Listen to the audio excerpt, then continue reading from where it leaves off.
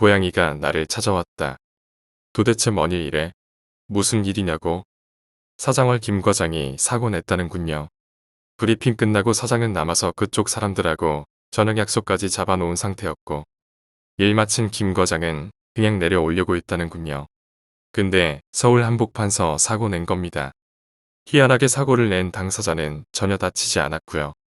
오피러스도 멀쩡했지만 상대방은 중상이랍니다.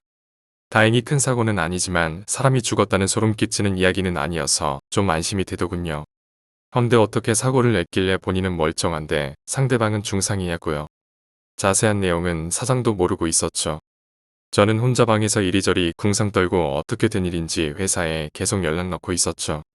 그날 도대체 어떻게 일이 진행됐는지 걱정이 되어 밤에 잠도 안 왔습니다. 그날 새벽에 사무실 식구 몇 명 서울 올라간다고 했습니다. 저는 혼자 죽치고 대기하고 있는데 시간은 점점 가고 새벽에 저도 잠이 들어 부스스 일어났는데 시간은 벌써 12시를 넘어가고 있었습니다. 문자 왔나 전화 확인해보니 한 통도 안 와 있기에 아직 진행 중인가 보다 하고 먼저 전화 넣으려고 했다가 전화기 내려놓습니다. 답답하네요. 오후 3시쯤인가 조대리한테 전화가 왔습니다. 사건은 보험 처리하고 나머지 부분은 합의해야 한다고 하는군요. 도대체 뭐 때문에 사고 났냐고 물어보니 그게 고양이가 조대리는 자꾸 고양이 뭐라 하면서 빙설수설하기만 하고 상황이 정리 안 되는 겁니다. 일단 전화 끊고 나니 머리가 띵합니다. 도대체 고양이가 뭔 상관이야? 나중에 저녁 때가 돼서야 사건 전말을 정확히 듣게 되었습니다. 김 과장이 운전했고 서울 지리에 미숙하기 때문에 내비 따라 운전했다고 합니다. 우회전하기 위해 미리 가차선으로 들어가려고 차가 밀려 서행하는데 인도에 서 있는 아줌마가 안고 있던 고양이가 갑자기 차도로 뛰어내렸던 것입니다. 순식간에 벌어진 상황이었고 깜짝 놀라 고양이 피하려고 얼떨결에 핸들 틀면서 브레이크 밟았는데 마침 바로 옆에서 따라오던 오토바이가 놀라 핸들을 꺾어 행인을 치었던 것이죠. 오토바이도 오토바이지만 김 과장은 인도로 차 앞부분이 올라타면서 서 있던 아가씨 무릎을 살짝 쳤답니다. 차에 기스도 안 날 정도로 살짝 친 거라는데요. 실상은 무릎뼈가 완전 작살이 났답니다. 당시 저도 깁스한 채로 집에 있었고 회사 직원이 하는 말들이라 뭐가 어떻게 된 일인지 잘 모르겠지만 어찌된 일인지 그 아가씨는 중상이라더군요. 그리고 오토바이 운전자는 한사코 김 과장 물고 늘어지는 바람에 경찰서에서 그날 밤 지새운 거고요. 나중에 사건 정리되는 과정에서 밝혀진 내용이지만 오토바이는 따로 과실 인정 받았죠.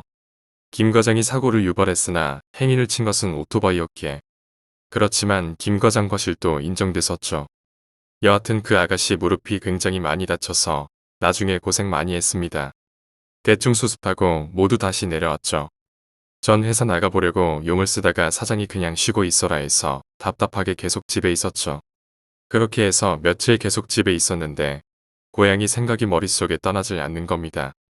만약 제가 다리를 다치지 않았다면 제가 서울로 일 보러 갔을 거고 꼭 그 사고를 내가 낼 수도 있었겠구나 하고 생각했죠. 김 과장은 회사에서도 운전 매우 잘하는 축에 속한 사람이고 전 더럽게 운전 못하는 축에 속하는 사람입니다. 운동신경이 꽝인 접니다. 제가 그 상황이었으면 더 큰 사고가 벌어질 것이 분명했습니다.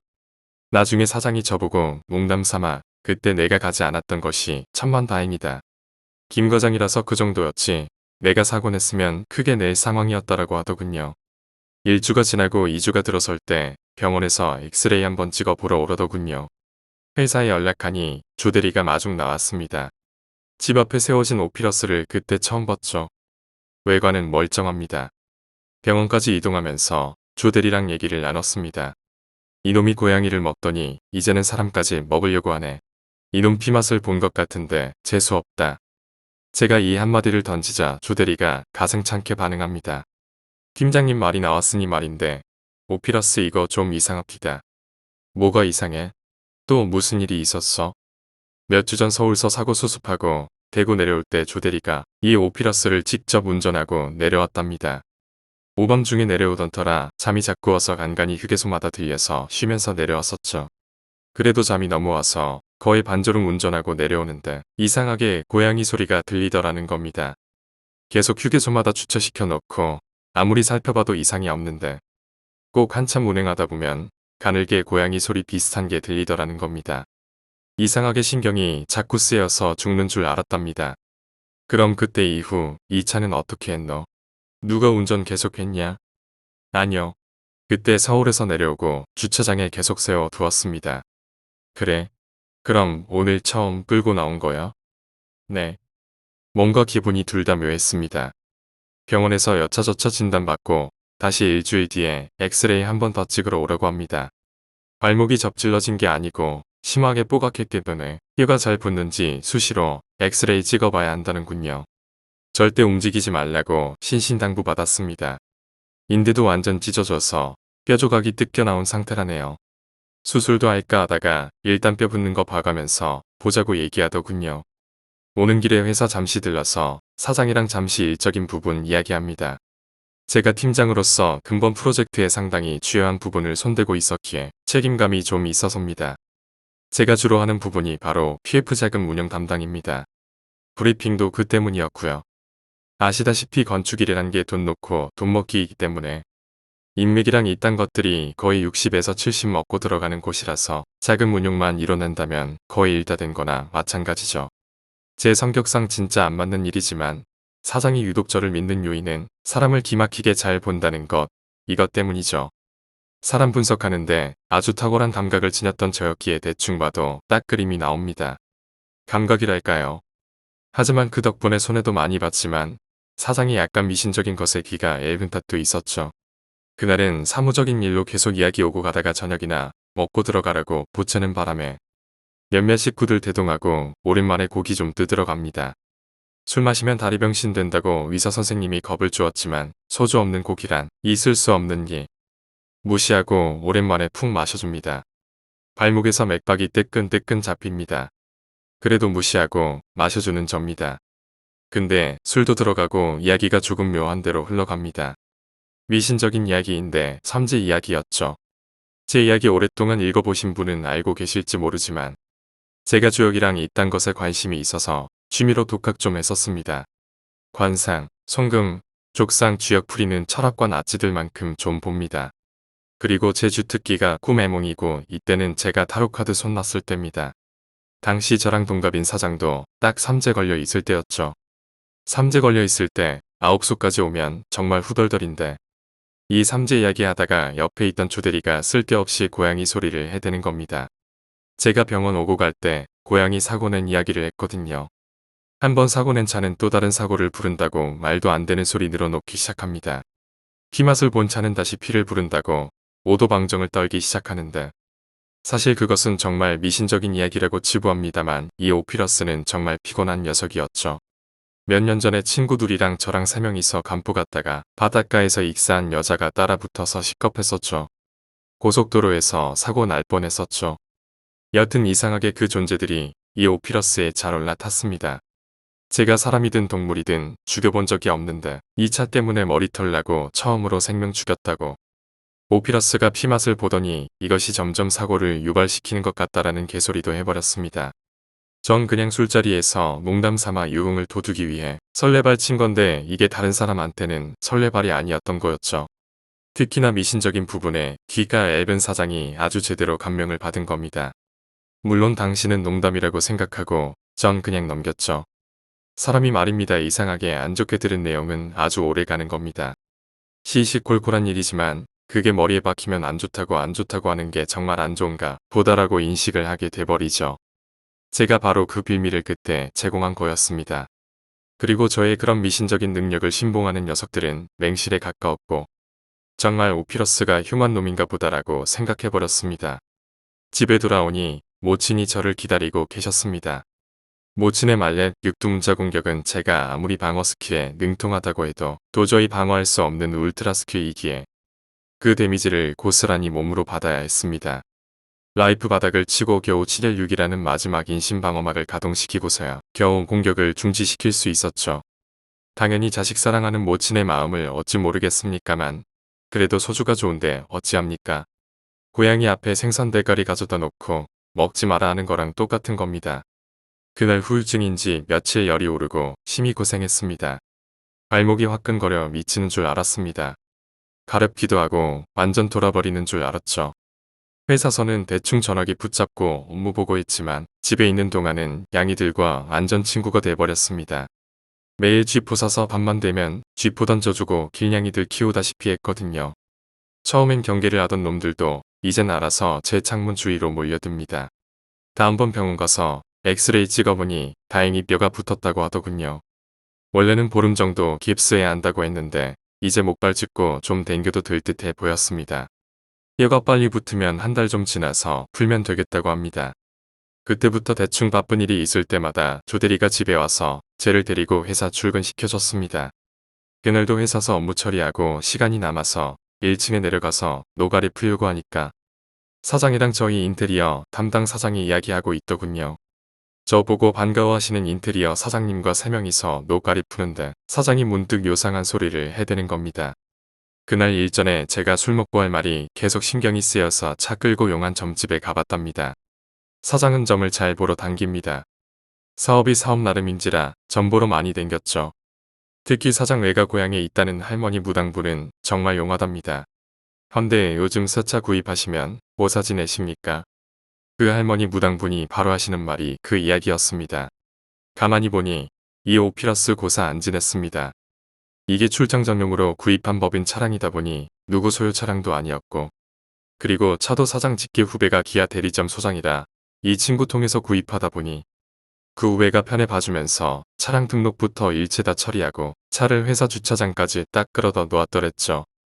그리고 그때 엄청 무지하게 바빠서 바로 차를 끌고 서울로 출장 가게 되었고 그래서 아무도 고사고 뭐고 생각도 할 겨를이 없이 지내다 보니 그렇게 된 거였습니다.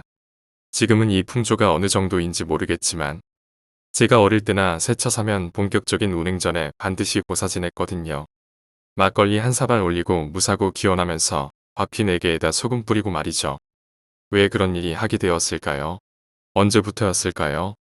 생명도 없는 고철 덩어리일 뿐인데 실속은 수호신을 모시는 행위랍니다.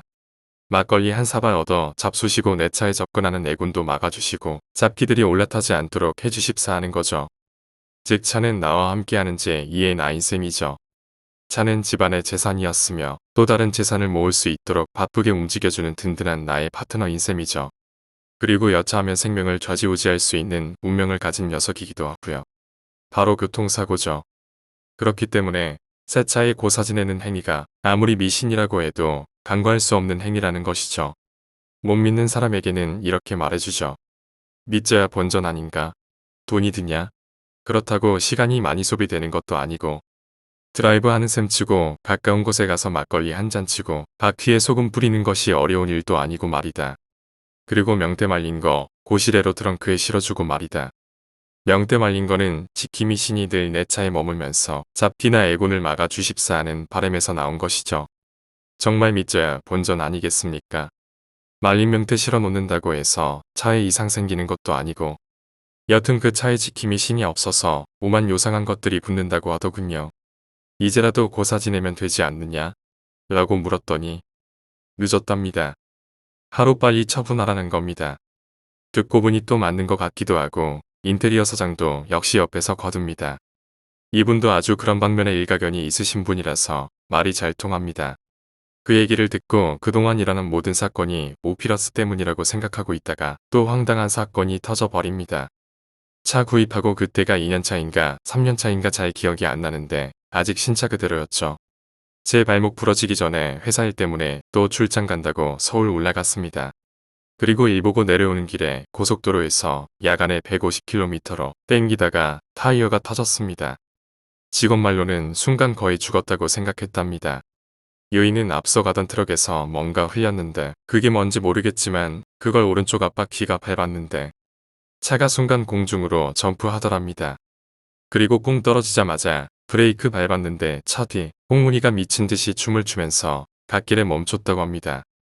야간이라 차량이 많지 않아서 큰 사고를 면했지만 정말 차가 돌아갈 때는 거의 죽었다고 생각했답니다. 앞바퀴 오른쪽 타이어가 완전 찢어졌는데 정말 천우신조로 불과 수키로 앞에 휴게소가 있어서 비상등 켜고 거의 기다시피 해서 휴게소에서 타이어 교체하고 내려왔답니다. 그때 찢은 타이어 들고 수리센터 갔더니 큰 사고 안 난 게 정말 하늘이 도왔다고 말했지만 이미 우리 머릿속에서는 더 이상 이놈 몰다가는 정말 사람 하나 골로 보내겠구나 하는 생각을 사무실 식구가 모두 했었죠. 물론 그 원인 제공이 저의 쓸데없는 소리로 시작됐지만 말입니다. 차는 더 이상 몰려는 사람이 없어서 주차장에 세워뒀지 말입니다. 그리고 제가 깁스 풀고 정식으로 회사 출근하고 사흘째 되는 날이었습니다. 사장이 날 부르더군요. 야, 너 차 없이 몇 달 버틸 수 있지? 뭐? 차? 가질 거 없어도 된다. 왜 무슨 일이야? 그래, 아는 친구가 마침 차 구한다기에 내가 헐값에 오피러스 넘기려고. 순간 섬뜩합니다. 야, 그 차 안 좋은 거 알면서 친구한테 팔아도 되는 거야? 상관없다. 요즘 세상에 그런 일을 믿을 사람도 없고 단지 나는 말이다. 큰일 앞두고 그런 사소한 것들이 신경 쓰여서 그러는 것뿐이다. 사장이 딱 잘라 말하니 더 이상 어찌할 수도 없고. 그런데 그것이 사장 녀석한테 엄청난 비극을 불러올지 아무도 몰랐죠. 사고나 그런 것이 아니고 일신상에 정말 안 좋은 효과를 불러왔죠. 그 오피러스 때문에 말입니다. 이건 개인적인 신상에 관한 사항이기에 풀어쓰기는 못하지만 회사 거덜내는데 단단히 한 몫을 하게 되었죠. 그렇게 오피러스를 보내게 되었습니다. 그러나 이 오피러스 녀석은 완전히 저희를 떠나지 않았죠. 지겹도록 사장 녀석에게 얽혀들어서 결국 회사까지 말아먹게 되는 요인으로 작용합니다. 현재까지도 말입니다. 사장 친구분이 내려와서 오피러스 몰고 올라갔습니다. 친구분은 서울에 삽니다. 몸소 지방까지 내려와서 술 한잔 하시고 올라갈 때 차 직접 몰고 가셨습니다. 그래서 빠이하고 사장은 쓸만한 중고차 하나 리스해 온다며 그때까지 참으라고 했습니다. 여분차가 한 대 있었는데 갤로퍼였죠. 회사 짐차로 이용하던 건데 전 이 차는 몰기 싫어해서 조대리가 아예 몰고 다녔죠. 상황은 완전히 정리된 듯 했습니다. 오피가 다시 되돌아올 때까지는 말이죠. 석 달 후 한겨울 엄동사람 매서운 추위에 떨고 있을 때쯤 오피 데려간 사장 친구분이 내려와서는 차 좀 맡겨놓고 외국 나간다고 합니다. 슬쩍 사장이 친구분더러 차 잘 몰고 다녔다고 물어봅니다. 친구분이 차는 사놓고 계속 출장 다녀서 거의 못 몰았다고 합니다. 이번에 외국에 3달 정도 장기 출장 가는데 회사에 세워놓지도 못하겠고 집 앞은 더욱이 힘들고 주차장에 돈 주고 세워놓기도 못해서 편하게 우리 보고 관리해 달라고 했습니다. 타고 다녀도 좋다고 말입니다. 당신은 오피에 대해서 거의 잊고 있었죠. 아무도 신경 안 쓰고 저도 그냥 그 길로 출퇴근할 때 타고 다녔습니다. 집에 들어와서 대충 씻고 내 방에 누웠는데 그날따라 냥이들이 요란스럽게 울어댑니다. 요즘은 날씨가 추워서 한동안 조용하더니 말입니다. 저도 이제 쥐포주는 일도 그만둬버렸고 무시하고 있었죠. 아유 시끄러워하면서 무시하고 잡니다. 시끄럽게 울려대는 전화벨 소리에 잠이 깼습니다. 뭐라? 몇 시야? 시계를 보니 새벽 3시. 이 시간에 뭔 일이야?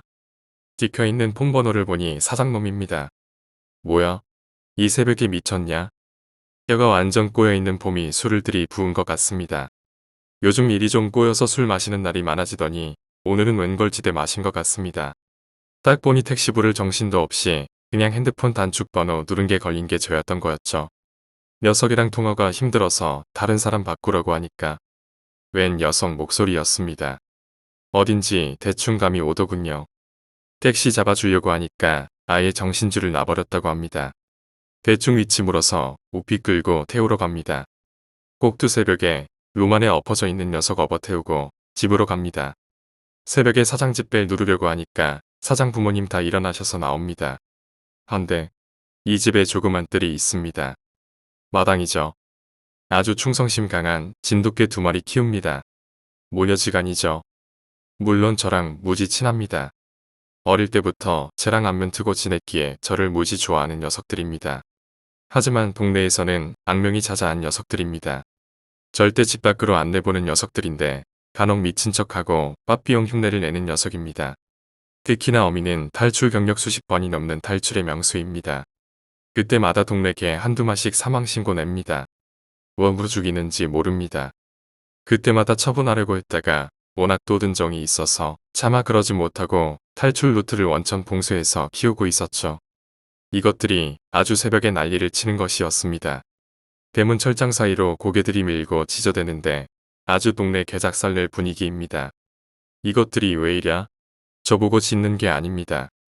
처음엔 이것들이 무얼 보고 짖는지 어리둥절해하다가 이빨까지 으르렁거리며 꼬라보는 것이 바로 오피입니다. 오피 보고 죽어라 이빨까지 드러내면서 동네가 떠나갈 듯이 짖어대는 겁니다. 마침 사장 부모님 나오셔서 야단치는데도 죽어라 짖어댑니다. 사장을 업어서 방에 눕히고 나오는데도 개 짖는 소리 우러나더군요. 밤늦게 미안하다는 부모님 소리 뒷전으로 차를 몰고 나오는데도 이것들이 고개를 철장 사이에 틀어박고 미친 듯이 짖어대는 겁니다. 기분이 묘했습니다. 집으로 돌아오는 길에 다시 한번 감각이 살아납니다. 내일부터 이 차 운전 안 해야 되겠다고 말이죠. 다음 날부터 차를 아예 주차장에 파킹시켜 놓고 열쇠는 사무실 서랍에 쑤셔 박아 놓았습니다. 회사로 바로 가는 버스나 지하철이 없어서 출퇴근도 택시로 했습니다. 그리고 또 며칠 뒤 사장이 부탁 하나 합니다. 지금 출장 중인데 애인 애완견 동물병원에 좀 같이 가주라는 것이었죠. 사장 여친과도 허물없이 지내는 사이라 할 일도 없고 해서 오피 물고 여친 집으로 고고했죠. 전화하니 품에 퍼그 안고 나옵니다. 헌데 차에 타려고 하니 이 퍼그 새끼가 아주 개발악을 하는 겁니다. 그때 알아봤어야 했는데 어찌어찌 달래서 차에 태웠습니다. 여친을 이 녀석 너무 성격이 조용하고 순한 녀석인데 한 번도 이런 적 없는데 오늘따라 왜 이러냐고 하는 겁니다. 애가 어디 경기 들렀는지 안절부절 오만상 살쳐댑니다. 퍼그 특징이 코로 킁킁거리는 숨소리 내는 녀석 있죠. 호흡이 마지 숨 넘어가듯이 헉헉대는 겁니다. 여튼 어찌해서 병원 가서 진찰받고 주사까지 맞을 때는 조용하더만 오피만 올라타면 아주 발광을 해대는 겁니다. 사장 여친 내려주고 돌아오는 길에 아주 기분이 지랄 같았습니다. 여친 집은 바로 공원 근처라 공용주차장에 차를 파킹시키고 따뜻한 캔커피 한잔 했습니다. 날씨가 아주 추워서 따뜻한 커피 한잔 하니 몸이 풀립니다. 한겨울인데도 운동 삼아 공원 나오신 분들이 상당수 계시더군요. 그리고 눈에 들어온 것이 차 고사 지내는 사람이었습니다. 커피 한잔 하면서 담배 한 대 피면서 보고 있었죠. 아저씨하고 아주머니였는데 주차장 비퉁이에 차 세워놓고 고사 지내고 계시더군요. 그리고 얼마 지나지 않아 차를 몰고 가버렸죠. 전 무심히 그 장소를 봤는데 뭔가 하얀 포대기 같은 것이 덩그러니 놓여있길래 뭐지 하고 슬슬 다가가 보니 굵은 소금이 가득 든 소금 봉지더군요. 소금 뿌리고 미처 챙겨가지 못한 듯 했습니다. 이거 웬떡 하면 한 움큼 쥐어서 후다닥 오피에 와서는 바퀴에 쫙쫙 뿌렸죠. 떡본 김에 뭐한다고 니도 소금이나 좀 먹어라 하고 두 주먹 가득 쥐고 와서는 바퀴에 막 뿌리고 남은 소금은 버리려고 하다가 쓰레기통이 저 멀리 있고 추워서 움직이기도 싫고 해서 그냥 뒷트렁크 모서리에 처박아 두었죠. 한 세 주먹 분량이라 그냥 쏟아버릴까 하다가 그냥 트렁크에 처박아 두었습니다. 회사에 돌아와서 다시 차 파킹해두고 퇴근은 택시 타고 집에 돌아왔습니다. 그 상태에서 한 달이 훌쩍 지났습니다. 사장이 아침에 출근하면서 저를 힐끗 보더니 한마디 던집니다. 아무리 네 차 아니라고 해도 차 관리 부탁하고 맡겼으면 신경 좀 써. 눈미 맞고 차 엉망이던데 새 차라도 하고 차 시동도 좀 걸어주고 해라. 그리 무신경하냐. 아침부터 잔소리 들으니 기분이 좋지 않았습니다. 주둥이 한번 쑥 내밀어주고 점심 먹고 세차장에 맡깁니다. 담배 한 대 피면서 시간 때우고 있는데 구석구석 청소해줍니다. 사장님 이거 뭡니까? 버려도 됩니까? 예. 뭐죠? 뒷트렁크에 뭔가 시커먼 덩어리들이 있었습니다. 뭔가 하고 봤더니 소금이었습니다. 소금이 왜 이래 하고 봤더니 시커멓게 변색이 되었더군요. 덕지덕지 뭉쳐서 이상하게 냄새도 징한 냄새가 나는 겁니다. 환장하겠네요. 당장 버리라고 했습니다. 마치 돌덩이처럼 단단하게 굳어 있더만요. 그것도 기름에 한번 담궜다 꺼낸 것처럼 소금이 시커멓게 탈색됐더군요. 요상하게 달걀 썩는 냄새도 나는 것 같았고요. 그때 제 기분이 어떻겠어요. 이게 왜 이렇게 됐을까요 하고 세차장 아저씨에게 물어봤더니만 글쎄요. 라는 말만 하더군요. 불안하다, 이거 정말 불길하다라는 생각이 듭니다. 소금이 어떻게 하면 검은색으로 변할까요? 흑설탕도 아니고. 사무실 돌아와서 사장남한테 이야기해 주려고 하다가 말았습니다. 대신 완전 오피에 대해서는 신경 끊기로 다짐합니다.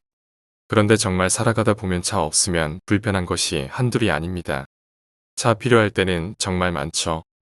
며칠 뒤면 모친 생일입니다. 서울에서 여동생 내외가 온다고 해서 모친이 좋아하는 해먹으로 바닷가 가자고 조릅니다.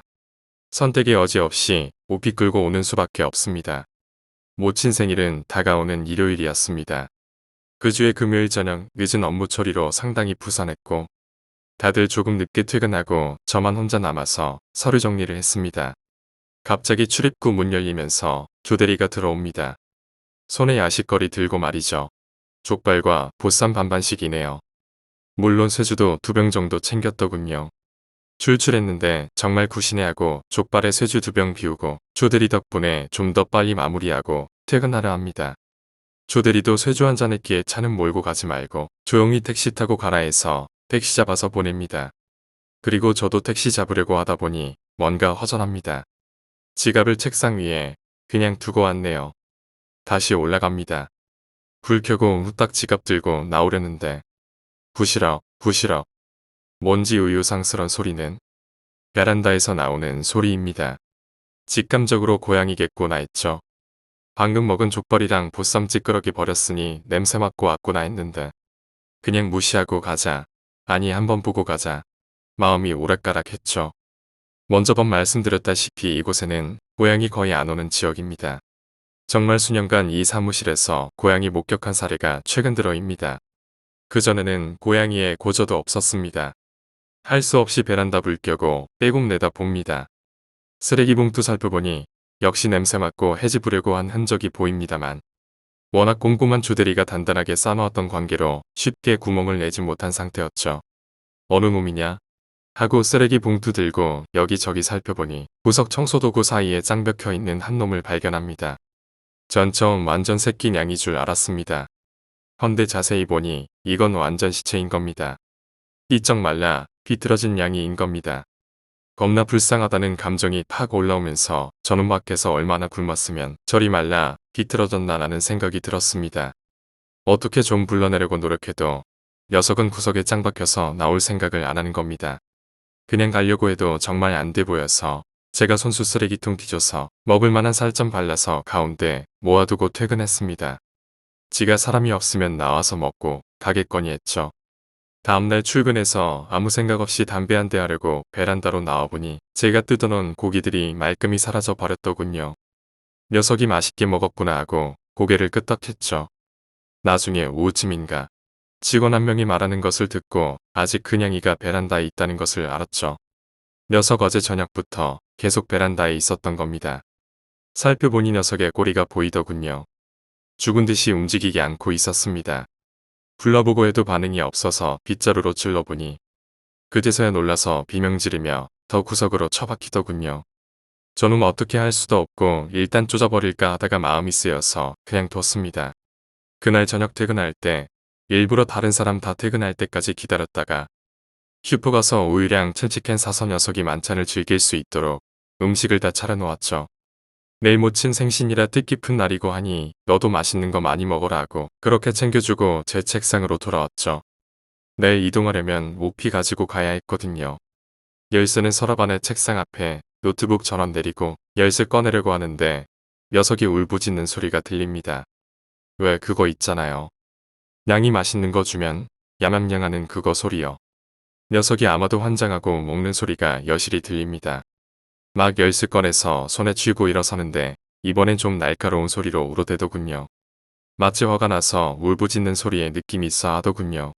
한밤중에 그것도 혼자 있는데 못 먹어서 가죽만 남은 놈이 저 따위로 괴성을 질러대니 원인인가 싶어서 베란다 문을 열고 고개를 내밀어 봤죠.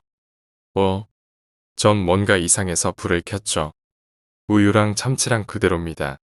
손댄 흔적이 전혀 없었어요. 그럼 조금 전 환장하며 먹는 소리는 뭐였지? 의아해하면서 쓰레기통 치우고 살펴보니 에어컨 송풍기 밑에 들어 있더군요. 뭐 마음 먹고 손 쓰면 충분히 잡을 수 있을 것 같은데 왠지 귀찮고 해서 그냥 뒀습니다. 지가 배고프면 나중에 나와서 먹겠지 하고 말입니다. 대충 정리하고 막 나오려고 하는데 전화가 울립니다. 여동생님이십니다. 어디냐고 묻길래 회사라고 합니다. 이제 방금 도착했다고 합니다. 차 가지고 오냐라고 묻길래 가지고 간다 하니 동생이 차 가지고 내려왔다 그랬습니다. 그럼 내 안 가지고 가도 되냐고 했더니 그러랍니다. 솔직히 차 가지고 왔으면 그 차로 가고 안 가지고 왔으면 우리 차로 가자 합니다. 원래 차가 모닝이라 조금 작아서 오빠 차로 가려고 했다고 합니다. 제가 그냥 모닝 타고 가자 해서 알았다 합니다. 택시 타고 집으로 고고해서 다음날 모친 모시고 바닷가 가서 회사 드리고 즐겁게 보내다가 돌아왔습니다. 월요일 털레털레 출근해보니 참치캔이며 우유며 말끔히 해치웠습니다. 얼마나 얕아 먹었으면 참치캔 밑바닥이 반짝반짝 빛이 나더군요. 솔직히 그냥 먹을 거 먹고 그냥 갈 줄 아셨습니다. 길냥이었으니까 말이죠. 제가 매일 퇴근할 때나 점심시간 때 먹을 걸 챙겨주었으니 며칠이 지나도록 아예 회사 베란다에 죽치고 있는 겁니다. 그렇게 해서 후딱 한 주가 가고 토요일 돼서 사무실 대청소를 한번 했습니다. 이 베란다 쓰레기 다 정리하고 물청소 좀 하는데 회사 동료랑 어찌해서 녀석 잡았습니다. 얼마나 말랐는지 녀석이 베란다 난간을 못 뛰어 올라가더군요. 그래서 도망 못 가고 베란다에 죽치고 있었구나 했지요. 정말 바짝 말라 있더만요. 사장은 더럽다고 보기 싫다고 그냥 놔주라 하네요. 저도 별 생각 없이 이웃집 지붕 위로 풀어주었지요. 그렇게 청소 끝나고 저녁이 되어 퇴근하려고 하니 사장이 통닭 먹고들 가라고 해서 다들 모여서 통닭에 시원한 맥주 한 잔씩 했죠. 그때 녀석이 온 겁니다. 야옹하고 부르더군요. 제가 문을 열어주니 이제 사람을 무서워하지도 않더군요. 거의 2주 가까이 제가 먹을 걸 줬으니 말입니다. 통닭 가슴살 좀 뜯어서 주니 환장하고 먹어댑니다. 왠지 불쌍해서 많이도 줬습니다. 다들 퇴근하고 문단속하는데 녀석이 좀 신경 쓰입니다. 내일은 일요일인데 저놈 베란다에 혼자 있을까 하는 생각도 들고 말입니다. 대충 통닭 남은 거 중에 먹을 만한 거 골라서 A4 용지 깔고 그 위에 담아줬습니다. 그리고 퇴근. 다시 월요일 돌아와서 보니 다 먹었더군요. 그리고 여전히 에어컨 송풍기 밑에 짱 박혀 있습니다. 한겨울이라 많이 추울 텐데 할 수 없이 그날 저녁 사무실 온수기에서 뜨거운 물 잔뜩 받아서 녀석 잡아서 목욕시켰습니다. 양이 물 싫어하는 거 아시죠? 녀석도 발광을 해댑니다. 청소용 고무장갑 끼고 했으니 발톱 세워도 끄떡 없습니다. 하지만 워낙 애가 힘이 없어서 몇 번 꽉 움켜 잡으니 지레 포기합니다. 얼마나 안 씻었는지 빼곡물이 줄줄 나와서 양동이 물이 순식간에 시커멓게 나왔습니다. 온수기 물 한 달 정도 마시는 양인데 반 이상 써버렸죠. 사무실에 드라이기 없어서 최대한 마른 수건으로 몸 닦이고 전기 난로로 말렸습니다. 녀석 진짜 힘이 없는지 반항 한번 못하고 축 늘어집니다. 완전 다 말리니까 녀석이 좀 이상합니다. 걷는 게 지대로 걷는 게 아니라 조금 기우뚱하면서 절더군요. 심한 것은 아니지만 이상하게 눈에 신경이 쓰이는 정도였죠. 너무 말라서 그런갑다 하고 생각했죠. 퇴근해야 하는데 녀석을 다시 베란다로 내놓으려니 불쌍하고 사무실에 둘려니 동작 감지기 올릴 것 뻔하고 집에 데려갈까? 모친 난리칠 거 불을 보듯 뻔합니다. 에이 정말 귀찮아 죽겠네 하며 잠바품에 녀석을 넣고 나섭니다. 비누 샘새가 좋더군요. 집에 와서 1층 들러서 쥐포랑 캔이랑 녀석 먹을 만한 거 사서 몸니한테 후딱 인사하고 내 방에 내려놓았습니다. 안 들켰습니다. 하지만 야밤에 울어대기 시작합니다. 이게 비쩍 말라서 힘도 못 쓰는 것이 목청은 진짜 좋습니다. 낯선 환경에 와서 그런지 줄기차게 울어댑니다. 뭐야 이게 무슨 소리야? 양이 소리가? 어머니가 즉각적인 반응을 보이십니다. 순간 핑계거리 잽싸게 발라댑니다. 잠시 이번 주말만 내가 맡았다. 여행 간다고 볼 사람 없다고 괜한 핑계를 해댔습니다. 하지만 눈치 만다니 우리 어머니는 고양이 꼬라지 딱 보시더니 어디서 주워왔어? 죽을래? 구라치고 있네. 어머니가 벌써 집 밖으로 쫓아낼 분위기를 보입니다. 그냥 일요일만 내가 보고 사무실에 데리고 갈 거라고 극구 방어막을 쳤죠. 뚱우 좀 알아서 처리하고 내 방 밖으로 내보내지 않는다는 조건으로 일단 허락받았죠. 얼마 지나지 않아 고약한 냄새가 방 안에서 났습니다. 가만 보니 비누 냄새와 섞여서 여성 몸에서 냄새가 좀 납니다. 오랜 길냥이 생활에서 몸에 밴 냄새 같습니다.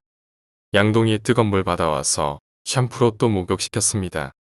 사무실에서는 지대로 못했지만 이번에 꼼꼼히 제대로 시켰습니다. 드라이로 잘 말려주고 기포 뜯어서 주니 환장하고 먹습니다. 참치캔이랑 먹을 거 쫙 펼쳐놓고 원 없이 먹어봐라고 주었습니다. 그동안 그렇게 굶었으니 마음껏 먹으라고 했지요.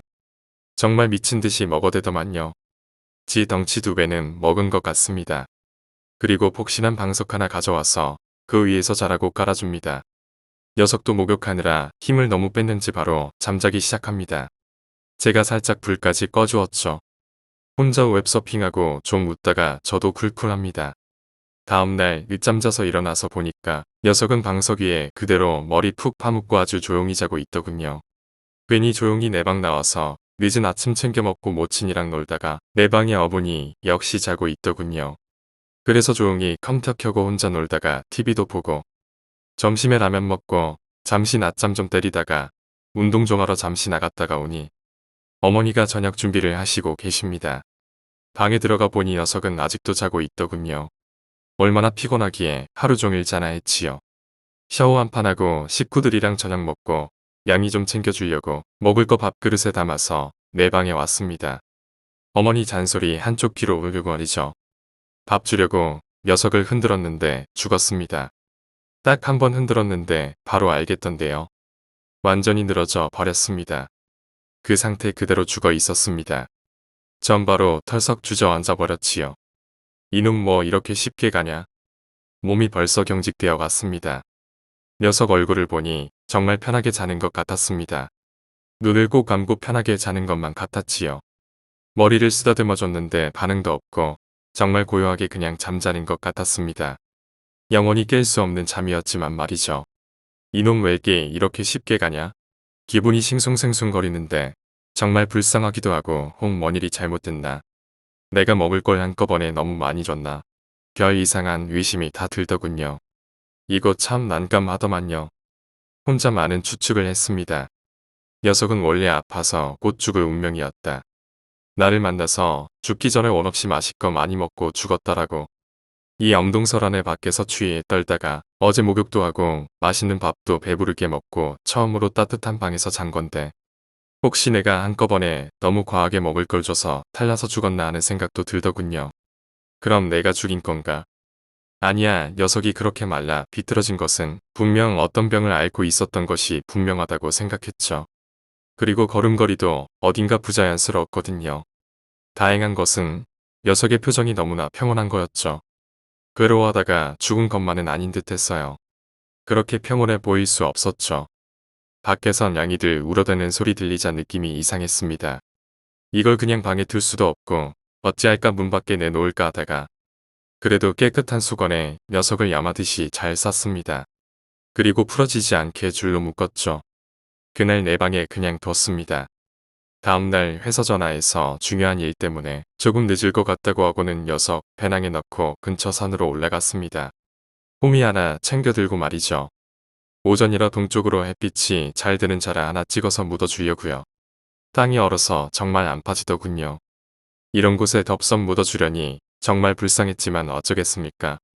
최대한 흙을 잘게 부셔서 곱게 만들고 딱 각 잡아서 조금 깊숙이 팠죠. 그 작업하는데 2시간이나 걸렸습니다. 괜히 봉분을 두툼하게 만들어주면 봉 뭔가 싶어 판에 두려도 있고 해서 봉분은 없이 평평하게 만들었죠. 꼼꼼히 밟아서 다져주고 그 위에 잔 낙엽더미랑 나뭇가지 살포시 덮어주고 향 하나 피워주고 향이 다 탈 동안 옆에서 지켜보다가 사람 오면 괜히 운동하는 것처럼 흉내내고 향이 완전히 다 탄 것을 보고 내려왔습니다. 그 일이 있고 딱 일주일 뒤에 사장 친구분이 오셨습니다. 예정보다 일이 일찍 끝나서 바로 귀국했다고 하시며 바로 비 끌고 가버렸습니다. 그리고 일주일 뒤 사장이 중고차로 한 대 리스해줬습니다. 그 차 받자마자 바로 달려가서 고사 지냈습니다. 그 일이 있은 후부터 한동안 길냥이들이 내 방 근처에 오지 않았습니다. 밤마다 조용해서 정말 살 것 같았지요. 이 글 쓰는 지금 이 순간에도 양이 소리는 들립니다. 그리고 그때 그 양이 추억 때문에 양이 꼭 한번 길러보고 싶은데 우리 모친이 너무 완강하게 반대하시는 관계로 키워보지 못하고 있습니다. 좋은 녀석 하나 키워보고 싶은데 말이죠. 헌데 저랑 고양이랑 왠지 코드가 맞는 것 같으면서도 안 맞는 것도 같고 제가 고등학교 막 졸업할 때 영화극장에서 본 양이는 대단히 무섭고 징그러웠죠. 그리고 오피러스 로드킬 내고 이상하게 고양이란 게 무섭게 느껴졌죠. 정말 이상하지요. 오피러스 2차 때문에 고생을 많이 했지만 어떻게 보면 우연인지 몰라도 고양이 덕분에 자꾸 그 차를 멀리하게 되었는지도 모릅니다. 서울 출장 가기 전날 끄니까 다리 부러진 그 전날 내 방 창문에서 고양이가 엄청 울어댔거든요. 그리고 사무실에 찾아든 그 비쩍 마른 양이 지금은 문득 이런 생각도 합니다. 그때 제가 로드키한 고양이가 다시 나를 찾아온 것일지도 모른다고 말입니다. 물론 생김새나 모양은 달랐지만 제가 로드키한 고양이가 그냥 가기에는 섭했는지 저한테 밥이나 한번 근사하게 얻어먹고 가야겠다고 생각했는지 다른 고양이 몸을 빌려서 제게 온 것은 아닌지 사무실 베란다 그 이후에 그 고양이 이후로 그 어떤 고양이도 온 적이 없습니다. 쓰레기 봉투에 통닭이 널려 있어도 말이죠. 왜 그 시점에서 고양이가 사무실 베란다에 나타난 것일까요? 그리고 가지도 않고 근 2주 가까이 베란다에 살았을까요? 제가 밥 주고 먹을 걸 줘서 그랬을까요? 그리고 그냥 뒀어도 되는데 그날 전 왜 목욕시키고 집에 데리고 올 생각을 했을까요? 그리고 로드킬한 그 고양이 그냥 도로 가로수 아래 버리고 와서 그게 늘 맘에 걸렸는데 이번에는 정말 무덤다운 무덤 하나 장만해줬잖아요. 그리고 무엇보다 녀석의 표정이 너무 평온했다는 겁니다. 정말 먼저 번 제가 죽인 고양이가 또 방문한 것일까요? 정말 그날 저와 같이 내 방에서 같이 잤는데 그렇게 쉽게 쓱 죽어버렸을 줄이야. 정말 그 고양이의 방문이었을까? 희한하게 그날 이후로 금세 고양이란 존재가 제 머릿속에서 사라진 겁니다. 이상하게 고양이 울음소리만 들어도 껌쩍껌쩍 놀라다가 그 이후는 내 방 근처에 고양이도 안 오고 조용하고 또 바빠진 일에 매달리다 보니 순식간에 고양이는 완전히 잊어버리게 되었죠. 물론 간혹가다 한 번씩 생각은 났지만요. 그리고 인터넷 웹질 하다가 양이 사진 보면 문득 떠오르긴 하지만 말이죠. 그래서 정말 맘먹고 양군이 한번 끼워볼 맘은 굴뚝 같은데 모치를 절대 이길 수 없어요. 죽어도 양이는 안 된다네요. 아마도 제가 로드키한 고양이는 제게 복수 같은 거 할 생각은 애초부터 없었던 모양입니다. 대신 오히려 저를 도와줬다고 봐야겠네요. 그 오피덧하고 있었다면 아마도 무슨 일을 당했을 줄 모르니까요. 그리고 마지막 가는 길에 제가 차려준 맛있는 밥 얻어먹고 가버렸네요. 동물도 영이 있습니다. 떠나갈 때는 꼭 주인 잘 되라고 빌어주고 간다고 하네요. 개도 양이고 평소 자기한테 잘 대해준 주인에게 한 가지 좋은 운을 주고 간다고 합니다. 개는 보통 죽을 때면 애군을 가지고 나갑니다. 간혹 이런 말 들어 보신 적 있으세요? 개가 죽을 때가 됐나? 집을 나가버리네. 어르신 말 들어보면 개는 죽을 때 집을 나가서 주인 없는 곳에서 혼자 죽는답니다. 그것은 그 집의 나쁜 애군을 자기가 대신 짊어지고 집을 나와서 죽는 거랍니다. 이렇게 개는 죽을 때 자신을 귀여워해준 주인의 애군을 가지고 가버립니다. 고양이는 죽을 때 자신을 귀여워준 주인을 위해 한 가지 행운을 주고 간답니다. 여러분 애완견 귀여워해주세요. 그들도 생명이고 인간보다 더 주인을 좋아하는 충성심 많은 동물들이에요. 뉴스 보면 애완견 버리고 학대하고 그러는 거 보면 가슴이 찢어져요. 그들도 소중한 생명이고 사랑받기 위해 태어난 것들인데 그리고 사람을 위해 얼마나 봉사하는데 죽어서도까지 사람을 위해 봉사하는데 말입니다. 어찌 학대하고 미워하십니까? 귀찮더라도 귀엽다고 한 번씩 쓰다듬어 주세요. 개구쟁이 몹쓸 짓 하면 혼내시더라도 마음속으로 미워하지 마세요. 다 여러분에게 도움을 주는 동물이지 절대 해를 주는 동물은 아니랍니다.